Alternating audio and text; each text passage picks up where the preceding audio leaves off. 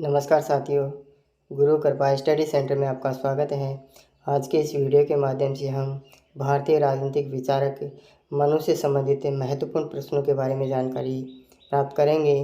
Video को शुरू करने से पहले वीडियो को अंत तक ज़रूर देखना और वीडियो पसंद आए तो लाइक और शेयर ज़रूर करना और साथ में चैनल को सब्सक्राइब करके पास में बेल आइकन को ज़रूर प्रेस करना न भूलें। तो चलिए साथियों, मनु से संबंधित महत्वपूर्ण जो प्रश्न आपसे पूछे जाते हैं उनके बारे में हम जानकारी प्राप्त करेंगे।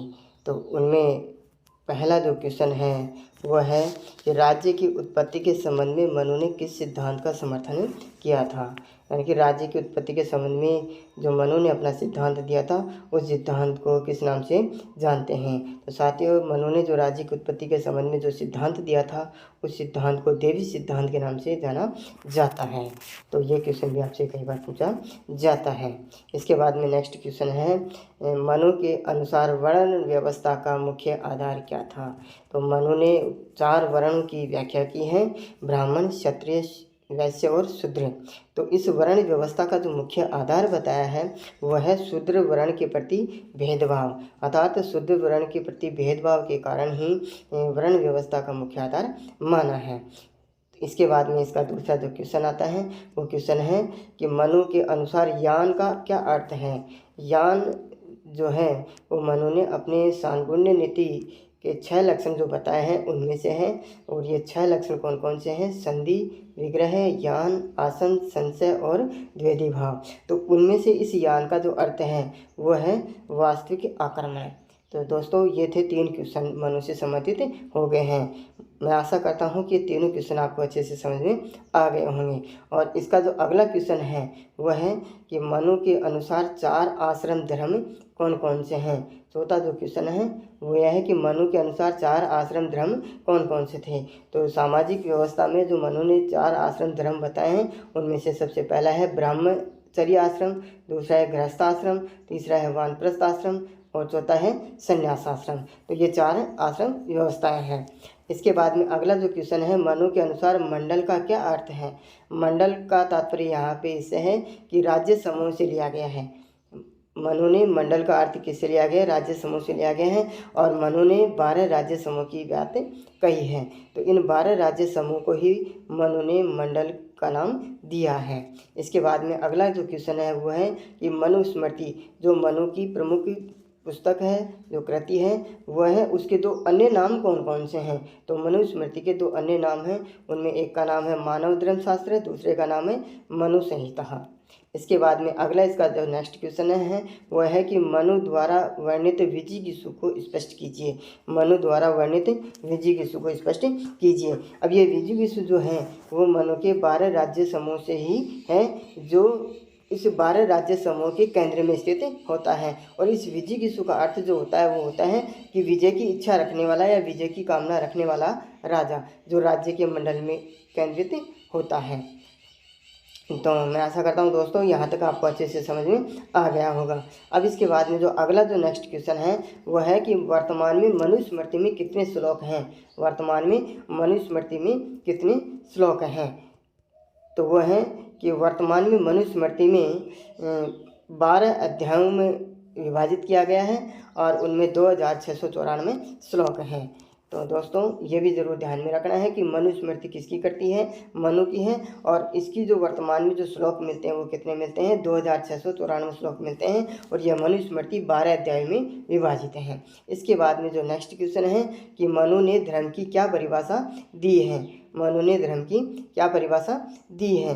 तो जो धर्म है वो धर्म शब्द संस्कृत भाषा के धृ धातु से उत्पन्न होता है और इसका अर्थ होता है धारण करना, अर्थात मनुष्य के द्वारा कर्तव्यों का पालन करने से या कर्तव्यों को धारण करने से माना गया है। तो इसी प्रकार से मनु ने धर्म का अर्थ माना है धारण करना या कर्तव्य पालना से है। इसके बाद में इसका जो नेक्स्ट क्वेश्चन आता है वह है कि मनु के अनुसार आसन से क्या तात्पर्य है। मनु के अनुसार आसन से क्या तात्पर्य है। तो इस आसन का मतलब होता है कि वह राजा जो स्वयं की सुरक्षा के लिए शत्रु राजा के प्रति उपेक्षा की नीति का पालन करता है तो वह क्या कहलाता है, आसन कहलाता है। अर्थात इसका मतलब है कि स्वयं की सुरक्षा के साथ साथ शत्रु राज्य के प्रति उपेक्षा की नीति का पालन करना आसन कहलाता है। इसके बाद में दोस्तों अगला जो क्वेश्चन है वो यह है कि मनु के अनुसार कानून या धर्म के प्रमुख स्रोत कौन कौन से हैं। तो मनु के अनुसार धर्म के प्रमुख स्रोत जो बताए गए वो 4 स्रोत बताए गए हैं। उनमें से पहला है वेदोक्त धर्म, दूसरा है स्मार्त धर्म, तीसरा है सदाचार धर्म और चौथा है आत्मतुष्टि धर्म। तो ये हैं कानून या धर्म के प्रमुख स्रोत जो बताए गए हैं, वो मनु के अनुसार ये 4 स्रोत हैं। इसके बाद में अगला जो क्वेश्चन आता है वो क्वेश्चन यह है कि मनु के अनुसार संप्रभुता का आधार या स्रोत क्या है।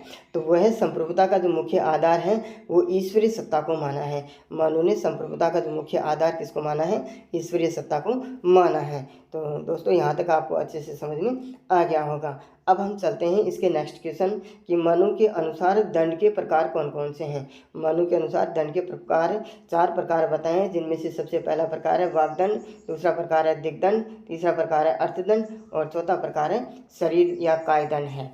तो ये मनु के अनुसार दंड के 4 प्रकार हैं। इसके बाद में है अगला जो क्वेश्चन है वो यह है कि मनु ने स्त्रियों के बारे में क्या विचार बताए हैं। अर्थात स्त्रियों के संबंध में मनु के क्या विचार हैं।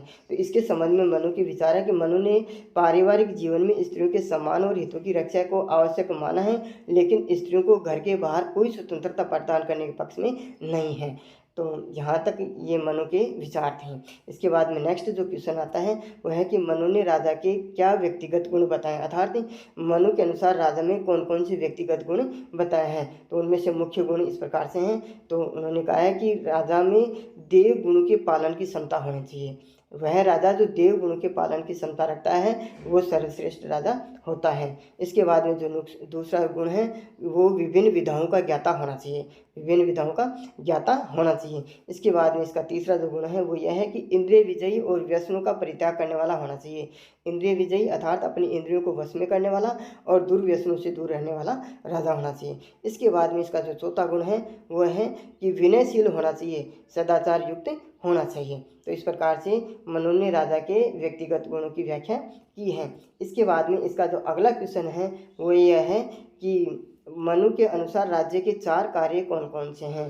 तो मनु के अनुसार राज्य के 4 कार्य बताए गए। उनमें से पहला कार्य है कि प्रजाजन की रक्षा करना।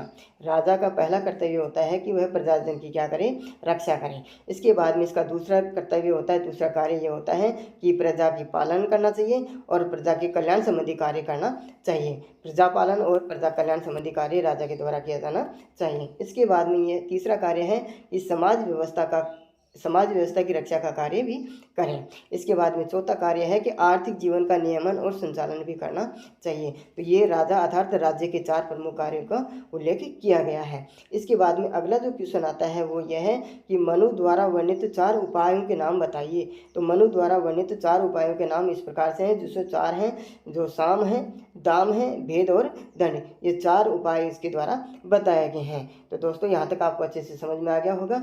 अब इसके बाद में हम बात करते हैं अगला जो क्वेश्चन है वो यह है कि मनु ने राज्य में जनपद के कितने समूह बताए हैं। दोस्तों मैंने ये पहले भी बता दिया है कि मनु ने राज्य के 12 मंडल समूह की व्याख्या किए हैं, तो जिनको जनपद भी कहा जाता है। अर्थात मनु ने राज्य में जनपद के 12 मंडल समूह की व्याख्या ही किए हैं। तो ये क्वेश्चन भी कई बार पूछ लिया जाता है कि मनु के अनुसार राज्य में जनपद के कितने समूह हैं। तो 12 समूह हैं जिनको मंडल भी कहा जाता है। इसके बाद में नेक्स्ट क्वेश्चन आता है कि मनु द्वारा लिखित पुस्तक का नाम और विषय क्या है। मनु द्वारा लिखित पुस्तक का नाम है मनुस्मृति और इसकी जो विषय वस्तु है वह संपूर्ण मानवीय जीवन दर्शन पर आधारित इसका मुख्य विषय है। अर्थात मनुस्मृति जो है वो मानव के संपूर्ण जीवन दर्शन पर आधारित एक ही पुस्तक है। इसके बाद में दोस्तों अगला जो क्वेश्चन आता है वो आता है कि मनु की सांगुण्य नीति के तत्वों का उल्लेख कीजिए। मनु की सांगुण्य नीति अर्थात 6 लक्षणों वाली नीति के जो प्रमुख तत्व अर्थात 6 तत्व कौन कौन से हैं। वो हैं संधि है, उसके बाद में विग्रह है, उसके बाद में ज्ञान है, उसके बाद में आसन है, संशय है और द्वैधिवाह है। तो ये मनु द्वारा उल्लिखित षाण्गुणी नीति के 6 लक्षण हैं, अर्थात 6 लक्षण वाली नीति के प्रमुख तत्व हैं। इसके बाद में अगला जो क्वेश्चन है वो यह है कि मनु के राज्य के सप्तांग सिद्धांत के प्रमुख तत्व कौन कौन से हैं। तो दोस्तों ये क्वेश्चन भी बहुत बार पूछा जाता है कि मनु के अनुसार सप्तांग सिद्धांत के प्रमुख तत्व कौन कौन से, अर्थात राज्य के 7 अंग कौन कौन से हैं। तो उनमें सबसे पहला जो तत्व आता है वो आता है स्वामी अर्थात राजा। उसके बाद में दूसरा आता है अमात्य व मंत्री आता है। इसके बाद में तीसरा आता है पुर और दुर्ग आता है। इसके बाद में चौथा आता है कोष या खजाना आता है। इसके बाद में पांचवा जो तत्व आता है वो राष्ट्र या जनपद आता है। और छठवां तत्व आता है दंड या सेना। और सातवां आता है मित्र अथवा राजा आता है, मित्र राजा आता है। इस प्रकार से मनु के राज्य के सप्तांग सिद्धांत के 7 तत्वों की व्याख्या इस प्रकार से की जा सकती है। अगला जो क्वेश्चन है दोस्तों वो यह है कि मनु के अनुसार द्विवेदी भाव से क्या तात्पर्य है, अर्थात द्विवेदी भाव का क्या मतलब होता है। तो इसका सीधा सा अर्थ बताया गया है कि परिस्थिति के अनुसार अपनी सेना को 2 भागों में विभाजित करके सेना को तैनात करना होता है, अर्थात अपनी सेना को 2 भागों में बांटना। एक सेना की टुकड़ी के द्वारा जो नीति का पालन किया जाता है वो संधि का किया जाता है, और दूसरी सेना की जो टुकड़ी होती है वो क्या करती है, उसे जो शत्रु राजा होता है उसके ऊपर आक्रमण करने का काम करती है। तो ये सेना परिस्थिति के अकॉर्डिंग राजा क्या करता है, अपनी सेना को 2 भागों में विभाजित करके क्या करता है, तैनात करता है। उस नीति को क्या कहा जाता है, द्विवेदी भाव कहा जाता है। अगला जो क्वेश्चन है वो यह है कि मंडल सिद्धांत के आगे के राज्यों के नाम कौन कौन से हैं, अर्थात जो केंद्र में जो विजयी राजा होता है उसके सामने की दिशा में कौन कौन से राज्य समूह होते हैं। तो उनमें 5 राज्य समूह होते हैं, जिनमें विजयी राजा के जो पास में होता है उस राजा को कहा जाता है अरि राज्य, अर्थात शत्रु राज्य कहा जाता है। उसके बाद में दूसरा जो राज्य आता है वो मित्र राज्य आता है। इसके बाद में तीसरे नंबर पे आता है अरिमित्र राज्य, और चौथे नंबर पे आता है मित्र राज्य, और 5वें नंबर पे आता है अरिमित्र राज्य आते हैं। अर्थात ये विजयी की सामने वाली स्थिति में राज्य जो होते हैं वो 5 राज्य ये हैं। इसके बाद में अगला जो क्वेश्चन है कि मनु के अनुसार दंड का क्या अर्थ होता है। मनु के अनुसार दंड का अर्थ बताया है कि न्यायालय द्वारा अपराधी को दी गई सजा। मनु के अनुसार दंड से तात्पर्य यह है कि न्यायालय के द्वारा अपराधी को जो सजा दी जाती है उसको क्या कहा जाता है, दंड कहा जाता है। इसके बाद में अगला जो क्वेश्चन आता है वो यह है कि मनु स्मृति में उल्लेखित प्रमाण कौन कौन से होते हैं। मनु स्मृति में उल्लेखित प्रमाण जो होते हैं उसको 2 भागों में बांटा गया है, एक तो मानुष प्रमाण और एक होता है दिव्य प्रमाण। मानुष प्रमाण भी 2 होते हैं, एक तो लिखित होता है और एक साक्षी होता है जिसको अपन गवाह बोलते हैं। और दिव्य प्रमाण में 2 आते हैं, एक तो अग्नि दिव्य प्रमाण और एक होता है जल दिव्य प्रमाण। तो ये मनुस्मृति में उल्लेखित प्रमाण जो 2 बताए गए वो हैं मानुष प्रमाण और दिव्य प्रमाण। इसके बाद में दोस्तों अगला जो क्वेश्चन है वो यह है कि मनु के अनुसार वर्ण कौन कौन से हैं। मनु के अनुसार वर्ण कौन कौन से हैं, जो मैंने पहले भी बताया है कि जो 4 वर्ण बताए गए हैं, और वर्णों का जो मुख्य आधार बताया गया है कि शूद्र वर्ण के प्रति भेदभाव का जो है वो उसका आधार बताया गया। और ये 4 वर्ण कौन कौन से, ब्राह्मण, क्षत्रिय, वैश्य और ये शूद्र हैं। तो मनु के अनुसार वर्ण व्यवस्था जो है वो 4 भागों में विभाजित थी। इसके बाद में नेक्स्ट क्वेश्चन जो आता है वो आता है कि मनु स्मृति में पुरुषार्थ कौन कौन से हैं। तो पुरुषार्थ भी 4 बताए गए, धर्म, अर्थ, काम और मोक्ष। पुरुषार्थ भी 4 बताए गए हैं, कौन कौन से हैं, धर्म, अर्थ, काम और मोक्ष बताए गए हैं दोस्तों। इसके बाद में अगला जो क्वेश्चन है वो यह है कि मनु के अनुसार संप्रभुता का आधार क्या है। दोस्तों ये क्वेश्चन पहले भी आ चुका है कि संप्रभुता का आधार ईश्वरी या दिव्य शक्ति को माना है। मनु ने संप्रभुता का आधार किसको माना है, ईश्वरी या दिव्य शक्ति को माना है। और संप्रभुता का मतलब होता है कि राज्य की सर्वोच्च शक्ति। इसके बाद में दोस्तों अगला जो क्वेश्चन है वो यह है कि मनु के अनुसार मानव धर्म का क्या अर्थ होता है। मनु के अनुसार मानव धर्म का क्या अर्थ है, तो इसमें मानव धर्म का मतलब होता है कि वे मानवीय गुण जिनको धारण करके मनुष्य अपने आदर्श रूप को प्राप्त करता है वह मानव धर्म कहलाता है। तो ये दोस्तों ये मानव धर्म का अर्थ है। इसके बाद में जो नेक्स्ट और लास्ट जो क्वेश्चन है वो यह है कि मनु ने युद्ध के कौन से 2 प्रकार बताए हैं। तो मनु ने युद्ध के 2 प्रकार बताए, एक तो कूट युद्ध और एक होता है धर्म युद्ध। तो इसी प्रकार से दोस्तों मनु से संबंधित जो महत्वपूर्ण क्वेश्चन है वो मैंने आपको साझा किया है, और मैं आशा करता हूँ कि आपको अच्छे से